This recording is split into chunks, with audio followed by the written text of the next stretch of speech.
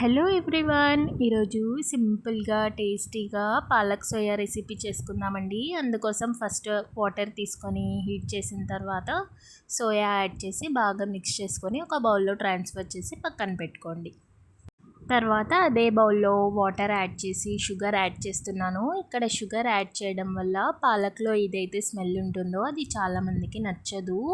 And తినేటప్పుడు కూడా ఆ స్మెల్ మనకు తెలియకుండా ఉంటుంది అండ్ కలర్ కూడా చేంజ్ అవ్వకుండా ఉంటుందండి. షుగర్ బాగా మెల్ట్ అయిపోయిన తర్వాత పాలక్ యాడ్ చేస్తున్నాం మనము. ఈ పాలక్ యాడ్ చేసిన తర్వాత 2 to 3 మినిట్స్ వరకు హై ఫ్లేమ్లో పెట్టుకొని బాగా బాయిల్ చేసుకోండి, వీడియోలో చూపిస్తున్నట్టు. ఇది బాయిల్ అయిన తర్వాత దీన్ని తీసి పక్కన పెట్టుకోండి. అండ్ ఒక జార్ తీసుకొని 7 to 8 పచ్చిమిర్చి యాడ్ చేస్తున్నాను. దెన్ బాయిల్ చేసిన పాలక్ ఏదైతే ఉందో అది యాడ్ చేసి ఒక మంచి పేస్ట్ లాగా చేసుకుంటున్నానండి. చూడండి, ఇట్లా ఫైన్ పేస్ట్ లాగా చేసుకోవాలి మీరు కూడా. తర్వాత ఒక కడాయి పెట్టి చిన్న బటర్ క్యూబ్ యాడ్ చేసి 1 స్పూన్ ఆయిల్ యాడ్ చేస్తున్నాను. ఇవి బాగా హీట్ అయిన తర్వాత స్క్వీజ్ చేసుకున్న సోయా ఏవైతే ఉన్నాయో అవి యాడ్ చేసి గోల్డెన్ కలర్లో వచ్చేంత వరకు బాగా ఫ్రై చేసుకుంటున్నానండి. ఇలా ఫ్రై చేసుకోవడం వల్ల ఇందులో ఏవైనా వాటర్ మిగిలిపోయింటే ఆ వాటర్ అన్నీ వెళ్ళిపోతుంది అండ్ మనకు పర్ఫెక్ట్గా ఉంటాయి తినేటప్పుడు. చూడండి ఇలా. తర్వాత వీటిని ఒక బౌల్లో ట్రాన్స్ఫర్ చేసుకొని పక్కన పెట్టుకోండి. ఇదే కడాయిలో ఒక బటర్ క్యూబ్ యాడ్ చేసి 1 స్పూన్ ఆయిల్ యాడ్ చేస్తున్నాను. ఇవి బాగా హీట్ అయిన తర్వాత జీలకర్ర యాడ్ చేస్తున్నానండి. వీటిని బాగా మిక్స్ చేసుకొని బాగా ఫ్రై చేసుకోండి. తర్వాత ఒక పెద్ద సైజ్ ఆనియన్ వేసుకున్నానండి ఇక్కడ నేను. బాగా మిక్స్ చేసుకొని ఇవి సాఫ్ట్గా కుక్ అయ్యేంత వరకు బాగా కుక్ చేసుకోండి. తర్వాత నేను 1/2 spoon ginger garlic paste add చేస్తున్నాను. ఇందులో ఉన్న రా స్మెల్ అంతా పోయేంత వరకు బాగా మిక్స్ చేసుకొని ఫ్రై చేసుకోండి. తర్వాత 2 ఎండుమిర్చి యాడ్ చేస్తున్నానండి.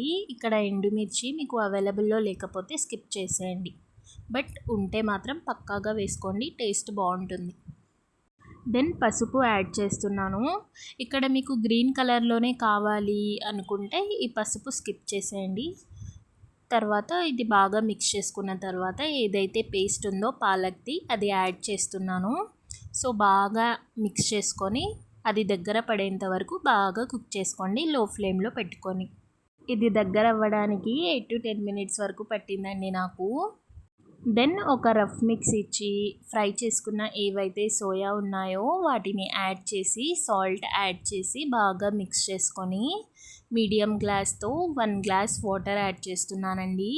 మీకు ఎక్కువగా గ్రేవీ కావాలి అనుకుంటే మీరు ఎక్కువ యాడ్ చేసుకోండి, బట్ ఈ క్వాంటిటీకి అయితే మీడియం గ్లాస్తో 1 గ్లాస్ సరిపోతుంది. సో నేను యాడ్ చేసి బాగా మిక్స్ చేసుకుంటున్నాను. దెన్ ధనియా పౌడర్ యాడ్ చేసి బాగా మిక్స్ చేసుకొని లిడ్ కవర్ చేసి లో ఫ్లేమ్లో 10 to 15 మినిట్స్ వరకు కుక్ చేసుకుంటున్నానండి.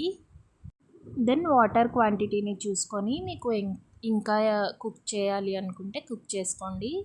లేదు ఆ కన్సిస్టెన్సీ సరిపోతుందంటే ఆ కన్సిస్టెన్సీ మీకు కావాల్సింది వచ్చిన తర్వాత గరం మసాలా యాడ్ చేసుకొని బాగా మిక్స్ చేసుకొని ఒక 2 to 5 మినిట్స్ వరకు కుక్ చేసుకొని సర్వ్ చేసుకోండి. అంతే అండి, టేస్టీగా ఉండే పాలక్ సోయా రెసిపీ అయితే రెడీ అయిపోయింది. వీటిని రుమాలి రోటీతో కానీ నువ్వుల రోటీతో కానీ సర్వ్ చేసుకుంటే చాలా బాగుంటుంది. ఇక్కడ నేను నువ్వుల రోటీతో సర్వ్ చేస్తున్నాను. మా హస్బెండ్కి అయితే చాలా ఇష్టం అండి ఈ రెసిపీ. చాలా రోజుల నుంచి అడుగుతున్నారు నాకు, ఈరోజు వీలు కుదిరింది చేయడానికి.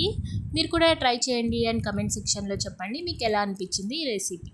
Thanks for watching. Take care. Bye bye. Next వీడియోలో కలుద్దాం. Please like, share and subscribe for more videos.